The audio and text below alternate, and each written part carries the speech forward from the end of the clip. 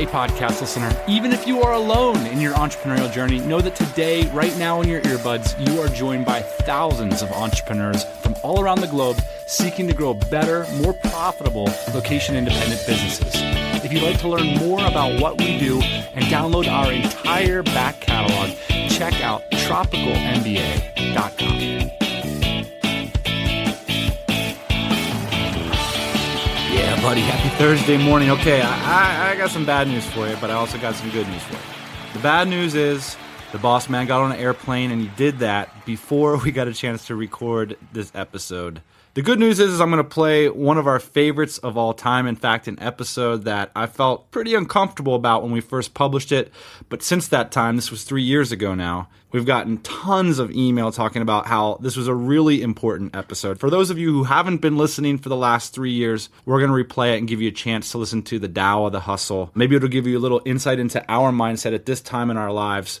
Back then, we announced in the news section of this program that we had our first $100,000 month. And it's incredible to look back on that from this perspective. You know, we're here in Bangkok. Hundreds of listeners of this podcast came into town this weekend for DC BKK, our annual pilgrimage bash for location independent entrepreneurs. And it was truly a magical, incredible week. I'm still decompressing. I can't really wrap my head around it just yet, but it's just nuts to see people in the audience having similar kinds of results. Look, it's not all about money either. I don't want to always talk about the money thing. It's about doing the things that you want to do. If what you want to do is have a great lifestyle business that brings you some income so you can relax in a place that you want to relax in and focus on your art, I think that's awesome. If it's you want to have $1 million in sales and build a big business and automate yourself out of it, I think that's awesome too. So, you know, it's really about doing what you want to do. That's what this show's about. And it's just awesome to see hundreds of other people in person, you know, come time and time again, build relationships, the fellowship, the vibe.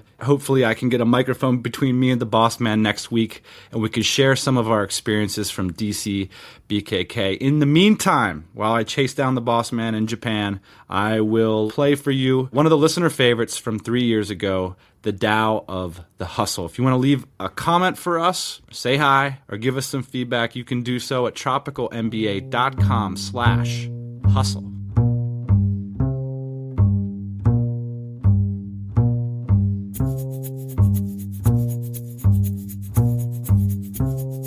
That's a nice little seg into the meat and potatoes today, Ian. I want to talk about the Tao of Hustle today.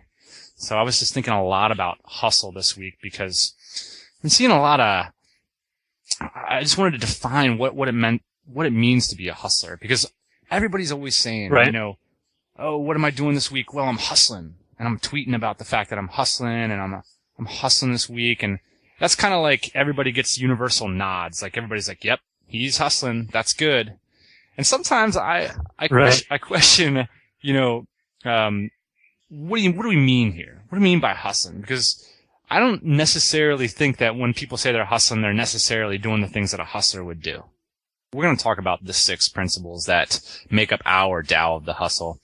And, you know, these are some things that I think, if you follow this, you'll be a true hustler and not just some guy who's sitting in front of a laptop for 16 hours a day. Number 1, hustlers build skills by aggressively pursuing discrete and relatively ambitious goals, not by reading books or blogs. This is back to the hustlers learn by doing. So nothing against reading books and blogs here, but the hustler isn't reading books and blogs to perfect his craft, right? He or she is out there on the streets, in the fields, doing whatever it takes to be that hustler, right? To learn that craft, to become successful.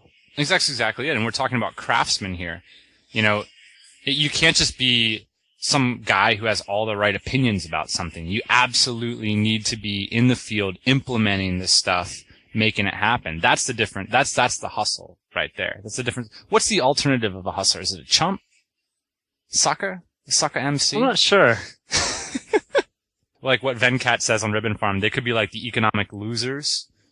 So you're talking about chumps, you're talking about losers, you're talking about sucker MCs. You know, somebody that wouldn't get along with the hustlers is kind of these guys that just have a lot of ideas about the way that things should be, you know, and not necessarily having action behind those things. Right. So I'd say hipsters. Hipsters are the opposite of hustlers. I hate corporations sent from my iPad.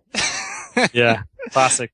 Number 2, hustlers take 100% responsibility for everything and everyone in their networks. And as a corollary to this principle, hustlers make everything easy on you. It's always no sweat for a hustler to get something done.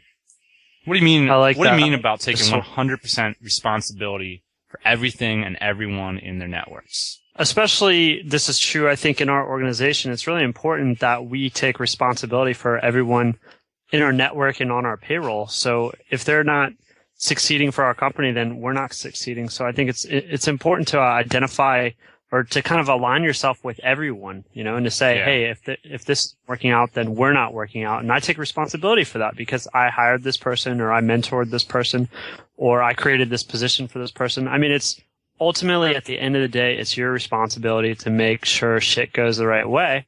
And that's part of the responsibility of being a hustler, is making sure that happens and being responsible. I see this specifically in email verbiage quite a bit. I'll see somebody identify a cause that's outside of themselves for the problem.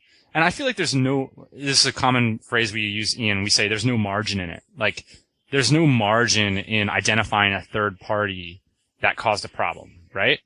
At that point, it's all right, fine. Who cares where the problem came from? As the hustler, you're going to step up and supply some kind of direction forward. You're going to use concrete verbiage about how that's going to get done, about how everybody's going to change, about what dates things are going to get done, and that's the way a hustler operates. It's 100% assumed responsibility. You just take it on. And I think that is the hustle. Number 3, related, hustlers speak simply, they speak persuasively, and they speak for you. One of the things I really like about this is they speak for you. And what I mean by that is hustlers are willing to step up and be a leader and say, I'm not going to powwow and patty cake about this stuff all day long. I'm going to step up and say, this is how I think things should go, and this is the plan. And that gives you, the other people in your network, something to react to. Otherwise, it's just this constant powwow. I'm okay. You're okay. How do you feel? What do you want to do? When are you going to be there? This kind of stuff. That's not hustle talk. That's not people who get it done. They don't speak like that. So the other week, I gave a presentation to a bunch of guys about a project that we were pitching to their company. We had to make certain, I wouldn't say assumptions, but we had to make clear decisions about what we wanted to say. And so part of that is just taking responsibility for what you're going to say and being able to back it up, right, with concrete, I guess not really evidence, but just concrete arguments, right? And so, on some of this stuff, it's just about making a stand or taking a stand and having it not necessarily be right or wrong, but having it be a point of conversation for people. So at least you have a way forward. That's a great point. I listened to Derek Sivers on Mixergy the other day, and he had this great point where it's hey, just step forward and say something boldly. And he was saying that this guy who was arguing against the technicality of his argument was missing the point, which is all right, it's fine. But the point is that I could have stepped forward with all these qualifications and everything, but because I stepped forward and said something simply and cleanly, this is a perspective, that's something that then you can react against. If you're just going to be somebody who's trying to foster endless discussion about bullshit small points, you're not going to get anywhere. So, hustlers just don't have time for that kind of stuff. That's an interesting distinction that you're making, and it's almost like the hustlers versus the academics, right? So the hustlers come out and they say something, and then the academics sit there for 3 weeks and argue about if what you said was right or wrong or this or that. And the hustler's already moved on, right? Yes. So the hustler's kind of taken some information from the academics and just moved straight on to the next point. You know what I think is the hustler's the Kool-Aid man? He just busts into the room, and breaks down the wall and he screwed up a lot of stuff, he screwed up your drywall. There's all this crap on the floor, but he's in the room, right? And you're back out in the yard looking at the Kool-Aid guy thinking, that guy's copy kind of sucked and I don't like his approach and I don't like his style. But the whole Kool-Aid man's who cares, man? I'm in the room already. We can fix this drywall. That shit's relatively cheap. And I made the next step. And so I feel even with myself, a lot of times I'm that guy analyzing the guy who broke down the wall and saying, oh, I wouldn't want to be like that or whatever. And it's you know what? That's not hustling. That's chumping. So I think that the hustlers, you just bust through that wall and you say, hey, I'm in the next room. I learned something important and now I'm going to fix things. I'm going to get to the next level. Number 4, hustlers correlate their actions with results, but they're not hip to taking the credit. So I think it's really important that when you're acting as a hustler, you're ensuring that you're letting people know that what I'm doing is relational to concrete results. I mean, it's so important. Like, no one wants to hear the narrative of your workday. You know, people want to hear like why what you're doing matters. And in business, that means results. I can't tell you how many times we get on the phone at the end of the day, which we do almost every day. And, Dan, what did you accomplish today? I didn't accomplish shit. I mean, Ian, what did you accomplish? I didn't accomplish anything, right? I mean, because it's really, in our brains tied to results. So if you didn't see any results, if you weren't on your way to results, yes, I feel like a lot of days I just waste all day, even though I might be doing tasks and answering questions and things like that. Yeah, absolutely. So number 5, hustlers never ask for anything more complicated than a yes. This is an important one. This might be the most important point that's just a takeaway for people that are trying to cut deals.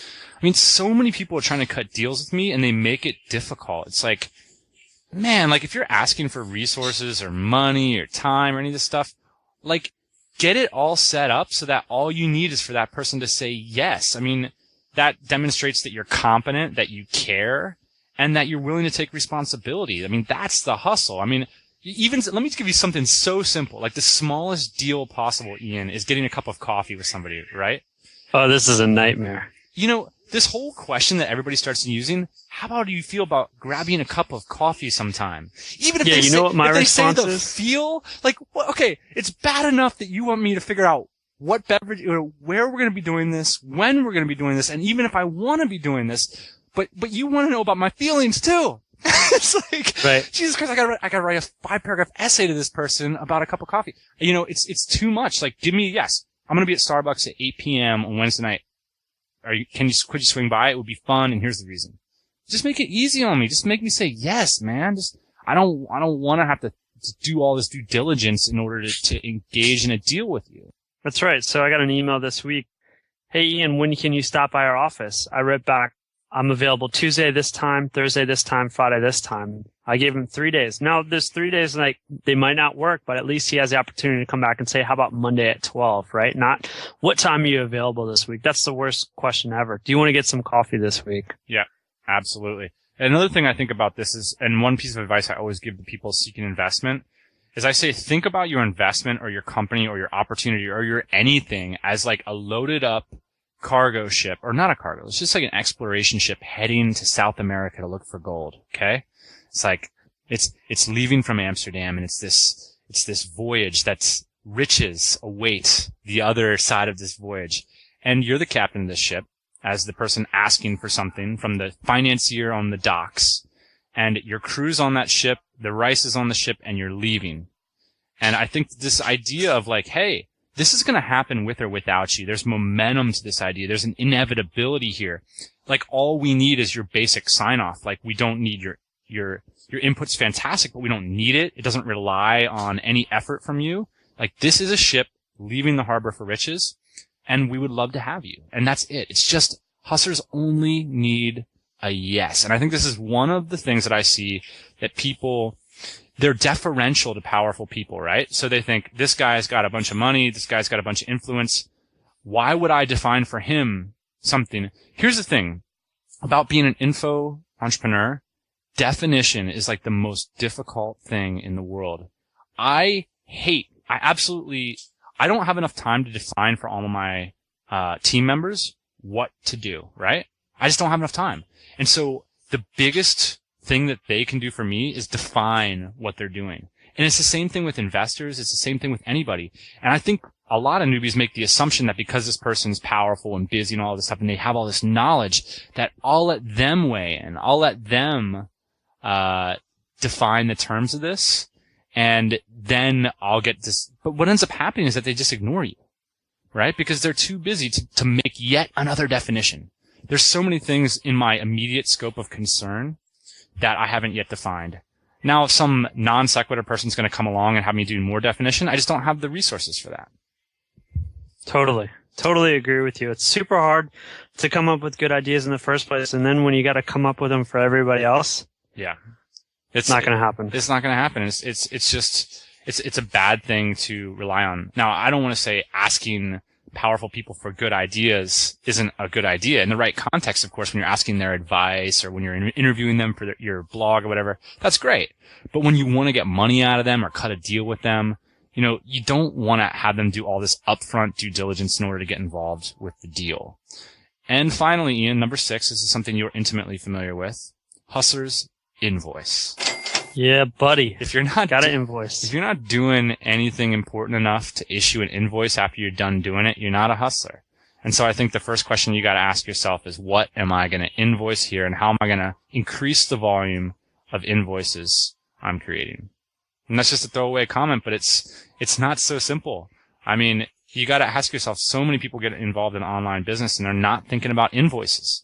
They're thinking about subscribers. They're thinking about blog posts. They're thinking about opt-in forms. They're thinking about all this stuff that means nothing when it comes to getting it done and getting the hustle, getting that money in your business. I mean, that's it, man. That's what it comes down to. Gotta invoice. You gotta invoice. So let's move on to the quick tips, tricks, and we don't tell funny jokes section because we don't know any.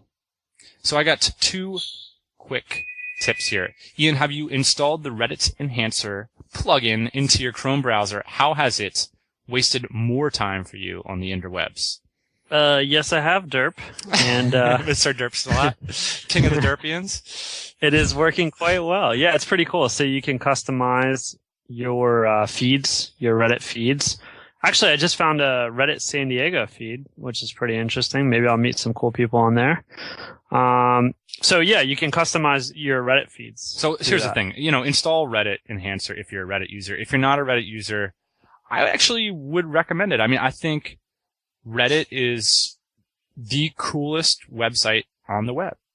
I mean, absolutely, it's a social news sharing site, but there's a broad range of very specific kinds of topics. Like I follow memes, I follow philosophy, you're following San Diego. There's all kinds of interesting things that you can plug yourself into and get involved in.